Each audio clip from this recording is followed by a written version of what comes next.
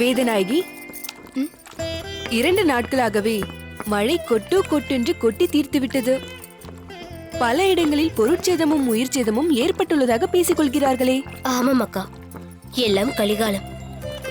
பரந்தாமன் கூறியதை போல் கலிகாலத்தில் மக்கள் பல இன்னல்களை எதிர்கொள்ள வேண்டியிருக்கும். அவர்கள் எண்ணங்களில் மாற்றங்கள் ஏற்படுமாம். பரந்தாமனே மீண்டும் அவதரித்து தர்மத்தை நிலைநாட்டுவான் என்றெல்லாம் சொல்லியிருக்கிறாரே. அம்புஜம், சுவாமி, அம்மா எங்கே? அம்மா பூஜை அறையில் இருக்கிறார்கள். என்னது? அம்மா போய் இவ்வளவு நேரமாகியும் பூஜை அறையை விட்டு வெளியே வராமல் அங்குதான் இருக்கிறார்களா? பொதுவாக அவர்கள் அப்படி இருந்ததில்லை. அது என்னவோ தெரியவில்லை. இன்று அதிகாலையிலேயே எழுந்து விட்டார்கள். அதன்பின் அந்த அறைக்கு சென்றவர்தான் வெளியே வரவே இல்லை.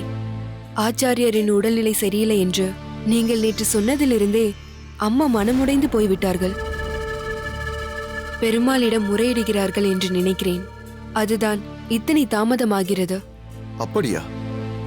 முதலில் அம்மாவை சென்று பார்ப்போம், வாருங்கள்.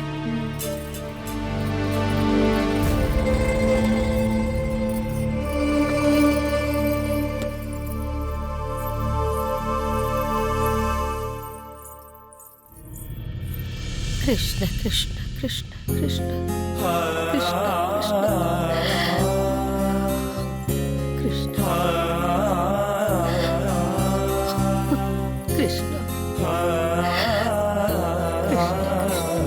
கிருஷ்ண கிருஷ்ண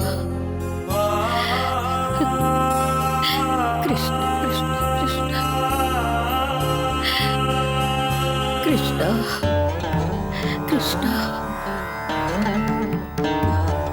கிருஷ்ணா கிருஷ்ணா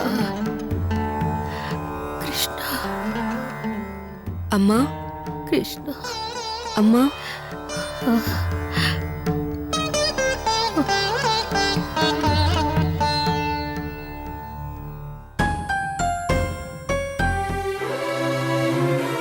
எழுந்துருங்கள் அம்மா. அண்ணா ஆகாரமின்றி காலையிலிருந்து இங்கேயே இருக்கிறீர்கள். வந்து ஏதாவது உட்கொள்ளுங்கள். வேதனையில் இருக்கும் பொழுது வேறு எதுவும் வேண்டும் என்று தோன்றாது. அதற்காக எதுவும் உட்கொள்ளாமல் வயிறு காய்ந்தால் அது உங்கள் உடலைத்தான் பாதிக்கும் அம்மா. அங்கு வேறு ஒரு உடல் தவித்துக் கொண்டிருக்கும் போது என்னால் எப்படி நிம்மதியாக இருக்க முடியும்? அம்மா, நீங்கள் மட்டும்தான் வேதனையில் இருக்கிறீர்களா? நாங்களும் வேதனையில் தான் இருக்கிறோம். முதலில் வந்து உணவருந்துங்கள் அம்மா.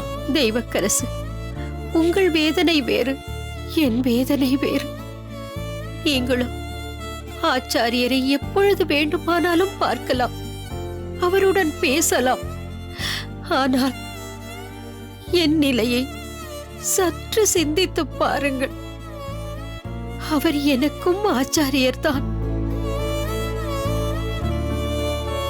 பூர்வாசிரமத்தில் அவருடன் இருந்து சேவை புரிந்தது ஒருபுறம் இருந்தாலும் இப்பொழுது சிஷ்யை என்ற முறையில் வேதனை அதிகமாக இருக்கிறது. அப்படி இருக்கும் பொழுது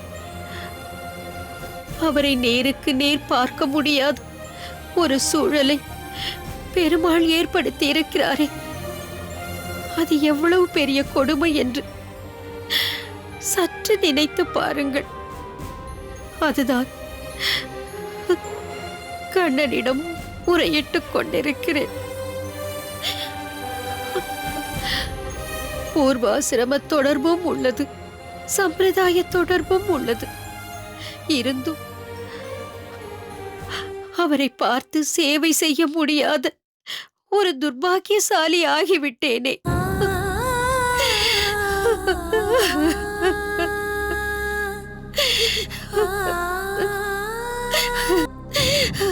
அதுதான் மிக மிக வேதனையாக இருக்கிறது.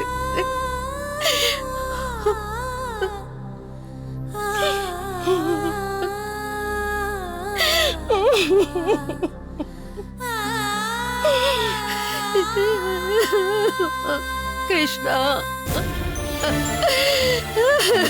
கிருஷ்ணா, கிருஷ்ணா.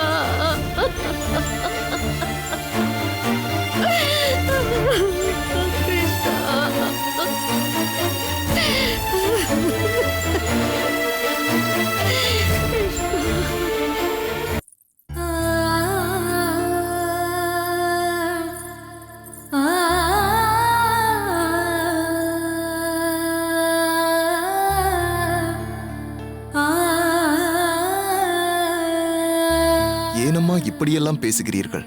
ஆச்சாரியருடன் உங்களுக்கு பூர்வாசிரம தொடர்பு உள்ளது என்பதே எவ்வளவு பெரிய பாக்கியம்! வேறு யாருக்கும் கிடைக்காத, யாரும் பெற முடியாத ஒரு நிலையை நீங்கள் பெற்றிருக்கிறீர்கள். பலமுறை ஆச்சாரியர் சொன்னதுண்டு, அவர்கள் சிஷ்யர்களிலேயே மிகவும் முக்கியமானவர்கள், மிகவும் சிறந்தவர்கள் திருமலை நம்பி சுவாமிகளும் திருக்கச்சி நம்பி சுவாமிகளும் தான் என்று.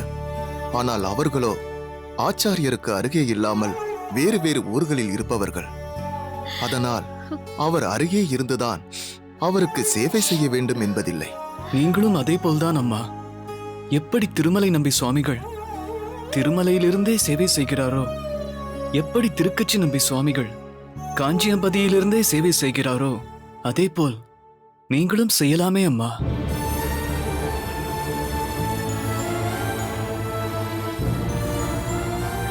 அவர்களை பற்றி கேள்விப்பட்டாலே ஆச்சாரியர் திருப்தி அடைவார். இதை உங்கள் சமாதானத்திற்காக சொல்லவில்லை அம்மா, இதுதான் உண்மை.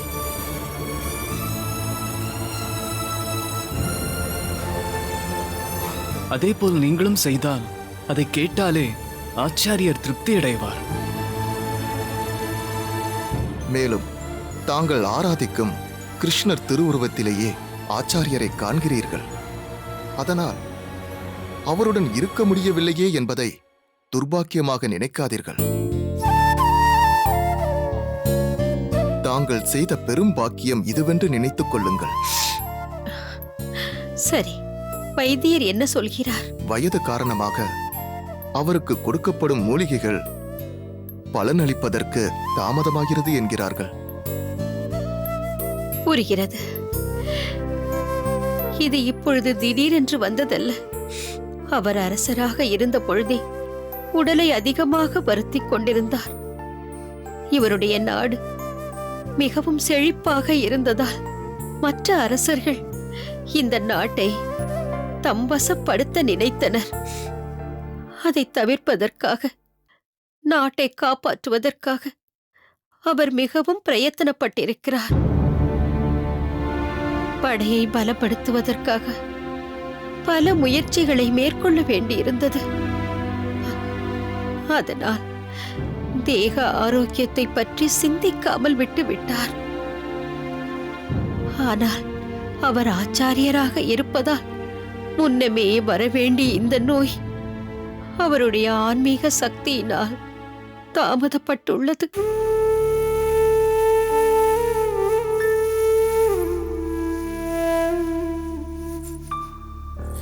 சரி, அவரை பார்த்து கொள்ள யாராவது இருக்கிறார்களா? இருக்கிறார்கள் அம்மா.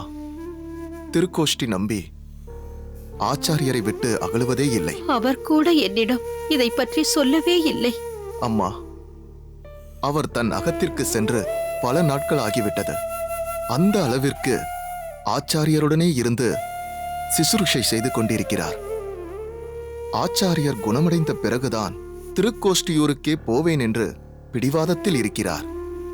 அவருடைய பாரியால் மேகவல்லி மற்றும் குழந்தைகள் சௌமிய நாராயணன், தேவகியை கூட பிரிந்திருக்கிறார். அப்படி இருக்கும் பொழுது உங்களை எப்படி பார்த்து சொல்லியிருக்க முடியும்? அம்மா, எல்லோருடைய சிந்தனையும் ஆச்சாரியரை சுற்றியே உள்ளது. எங்கள் அனைவரது பிரார்த்தனையும் வீண் போகாதம்மா. நீங்கள் உங்கள் பங்கிற்கு கிருஷ்ணர் விக்கிரகத்திற்கு சேவை செய்து கொண்டிருங்கள். ஆச்சாரியர் நிச்சயமாக குணமடைந்து விடுவார். இப்பொழுது ஆச்சாரியர் நோய்வாய்ப்பட்டிருக்கிறார் என்ற செய்தியை சொன்ன அடியேனே விரைவில் அவர் குணமடைந்து விடுவார் என்ற நற்செய்தியும் சொல்வேன். கவலை கொள்ள வேண்டாம் அம்மா. ஏதோ நீங்கள் சொல்வது சற்றே என் மனதிற்கு சமாதானம் அளிக்கிறது. சரி, நீங்கள் சென்று உங்கள் பணிகளை பாருங்கள்.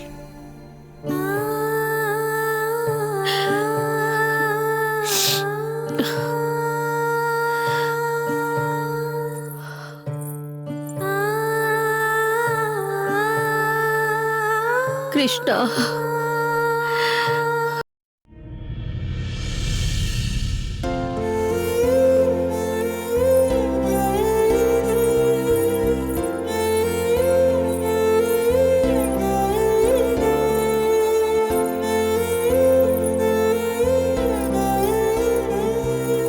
என்ன தஞ்சா, என்ன சிந்தனை? அப்படியெல்லாம் ஒன்றுமில்லை. பொய் சொல்லாதே, நானும் பார்த்து கொண்டுதான் இருக்கிறேன். ராமானுஜன் சென்ற நாள் முதல் நீ சுமூகமாக இல்லை. சரியாக உணவு உட்கொள்வதில்லை, வேலையில் கவனம் இல்லை, எதையோ இழந்ததைப் போல் இருக்கிறாய்.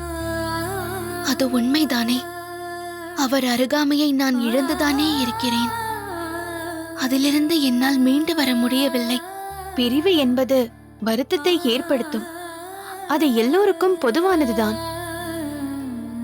எங்களுக்கும் அந்த வேதனை இருக்கத்தான் செய்கிறது. நீ அவனுடைய பாரியாள் என்பதால் சற்று அதிகமாக இருப்பது நியாயம்தான். அதற்காக முப்பொழுதும் அவனையே நினைத்து ஏங்கிக் கொண்டிருந்தால் அது நல்லதல்ல. சித்தி, இது அவராக விரும்பி ஏற்றுக்கொண்ட பயணம் இல்லை. தொலைதூரம் அவர் செல்ல வேண்டிய அவசியமும் இப்பொழுது இல்லை. அவர் என்னிடம் பேசியதிலிருந்து அதை நான் தெளிவாக புரிந்து கொண்டேன். தன் குருவின் கட்டளையை மீற முடியாமல் தான் சென்றிருக்கிறார். ஸ்ரீபெரும்புதூரில் இருந்தவரை ஆதிகேசவ பெருமாளை தினம் குறைந்தது ஒரு முறையாவது சேவித்துவிட்டு வருவார். அதேபோல் இங்கு வரதனை சேவிக்காமல் அவரால் இருக்கவே முடியாது. மேலும் அவருக்கென ஒரு சில வைஷ்ணவ நண்பர்கள் இருக்கின்றனர். அவர்களையும் பிரிந்து செல்ல வேண்டுமே என்ற ஏக்கம் அவருக்கும் இருந்தது. வித்தை கற்றுக்கொள்ள வேண்டும் என்ற கட்டாயத்தின் பெயரில்தான் யாதவ பிரகாச சுவாமிகளிடம் அவர் சென்று கொண்டிருந்தார். இப்பொழுதோ நாட்கணக்கில் அவருடனே இருக்க வேண்டும் என்ற சூழ்நிலை எழுந்ததும் அதை அவர் பெரிதாக விரும்பவில்லை என்பதை நான் நன்கு அறிவேன். புரிகிறது தஞ்சா. ஆனால் காசியில் அவனுக்கு கிடைக்கப் போகும் மதிப்பும் மரியாதையையும் நினைத்துப் பார். யாதவ பிரகாச சுவாமிகளே இவனை பிரத்யேகமாக அழைத்து செல்கிறார் என்றால் நிச்சயம் அதில் ஏதாவது விசேஷம் இருக்கும். உன் அகத்துக்காரர் கீர்த்தியுடன் திரும்பும் பொழுது உனக்கு சந்தோஷமாகத்தானே இருக்கும். நீங்கள் என்னதான் காரணங்கள் சொன்னாலும் என் மனம் சமாதானம் அடைய மறுக்கிறது. பிரிவின் வாட்டம் மட்டும் அல்ல, ஏதோ சொல்லத் தெரியாத ஒரு உணர்வு. எல்லாம் நல்ல விதமாக நடந்து இவர் சேமமாக வரவேண்டும் என்ற ஒரு கவலை என் மனதை ஆட்கொண்டுள்ளது. நீ தேவையில்லாமல் மனதை போட்டு அலட்டிக் கொள்கிறாய். எல்லாம் நல்லபடியாக நடக்கும். மழை வருவது போல் வானத்தில் இருள் சூழ்ந்துள்ளது. நீ முதலில் வெளியே சென்று கொடியில் உலர்த்தியுள்ள துணிமணிகளை எடுத்து வா.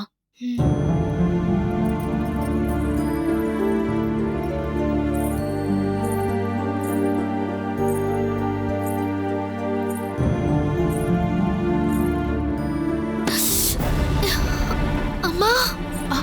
தஞ்சா,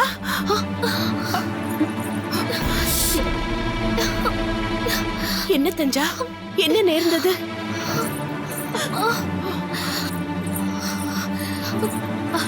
ஐயோ தஞ்சா, இவள் நெற்றியிலிருந்து ரத்தம் வருகிறதே. அக்கா, உள்ளே சென்று ஏதாவது பழந்துணி இருந்தால் எடுத்து வாருங்கள். நீ வா தஞ்சா.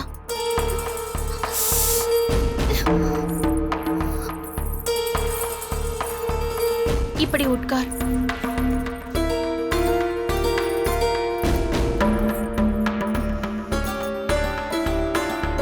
அடி பெரிதாக ஒன்றுமில்லை, பயப்பட வேண்டாம். இரு, நான் ஜலம் கொண்டு வருகிறேன்.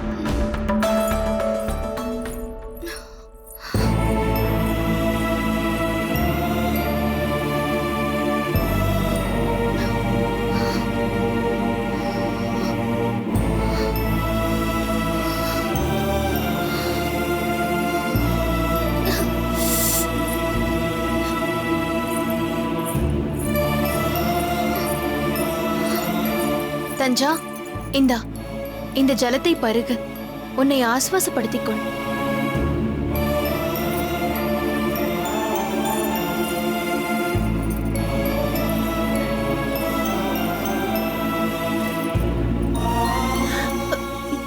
தஞ்சா, இங்கே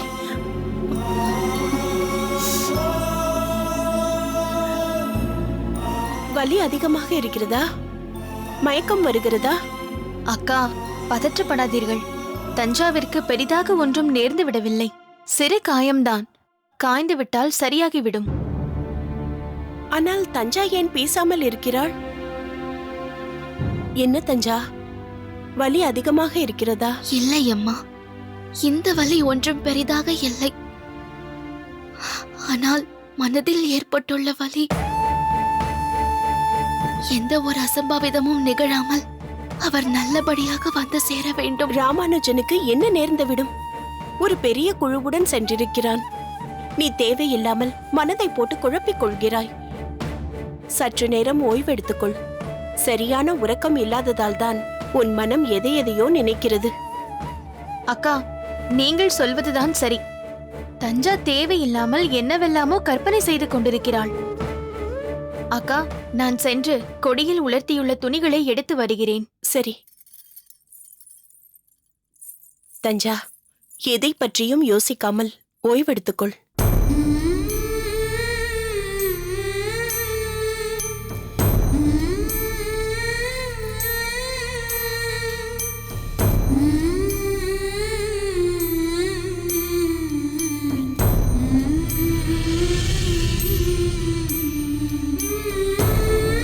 உங்கள் இருவரை பற்றியும் நான் கேள்விப்பட்டிருக்கிறேன்.